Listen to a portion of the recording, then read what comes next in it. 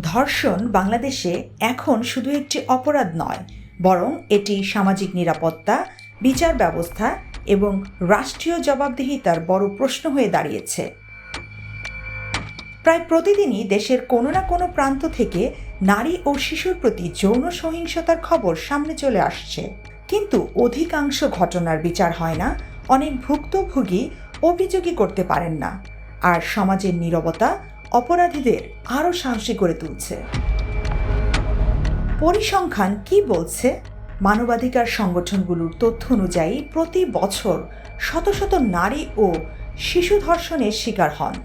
এর মধ্যে উল্লেখযোগ্য সংখ্যক ঘটনা গণধর্ষণ, শিশু ধর্ষণ কিংবা ধর্ষণের পর হত্যার মতো ভয়াবহ অপরাধে রূপ নেয়। তবে বিশেষজ্ঞদের মতে প্রকৃত সংখ্যা আরও বেশি, কারণ সামাজিক লজ্জা, ভয়, পারিবারিক চাপ এবং বিচারহীনতার আশঙ্কায় অনেক পরিবার ঘটনাগুলো গোপন রাখে।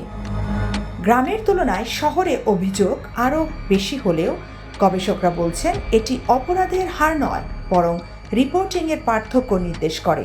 অনেক গ্রামীণ এলাকায় স্থানীয় প্রভাবশালী মহল সমঝোতা বা সালিশের মাধ্যমে ঘটনাগুলো চাপা দেয়। মানবাধিকার সংস্থা আইন ও সালিশ কেন্দ্রের তথ্য মতে 2025 সালে বছরের প্রথমার্ধেই ধর্ষণের সংখ্যা ছিল 441টি। অন্যদিকে বাংলাদেশ মহিলা পরিষদের পর্যবেক্ষণ অনুযায়ী পুরো বছরে মোট 2808 জন নারী ও কন্যা শিশু বিভিন্ন ধরনের যৌন নির্যাতন ও ধর্ষণের শিকার হয়েছেন। কেন বাড়ছে যৌন সহিংসতা? বিশ্লেষকদের মতে কয়েকটি কারণ এই পরিস্থিতিকে জটিল করে তুলছে: বিচারহীনতার সংস্কৃতি, সামাজিক মানসিকতা, ডিজিটাল হয়রানি ও ব্ল্যাকমেল, শিশু নিরাপত্তাহীনতা। আইন কি বলছে? বাংলাদেশে নারী ও শিশু নির্যাতন দমন আইন অনুযায়ী ধর্ষণের শাস্তি কঠোর, কিছু ক্ষেত্রে মৃত্যুদণ্ডেরও বিধান রয়েছে। তবে মানবাধিকার কর্মীরা বলছেন কেবল কঠোর শাস্তি সমস্যার সমাধান নয়, প্রয়োজন দ্রুত তদন্ত, স্বচ্ছ বিচার এবং ভুক্তভোগী বান্ধব আইন সহায়তা। আইনজীবীদের মতে অনেক থানায় এখনও ধর্ষণের অভিযোগ গ্রহণে অনীহা দেখা যায়। মেডিকেল পরীক্ষার জটিলতা, সামাজিক চাপে মামলা চালিয়ে যাওয়া কঠিন হয়ে পড়ে।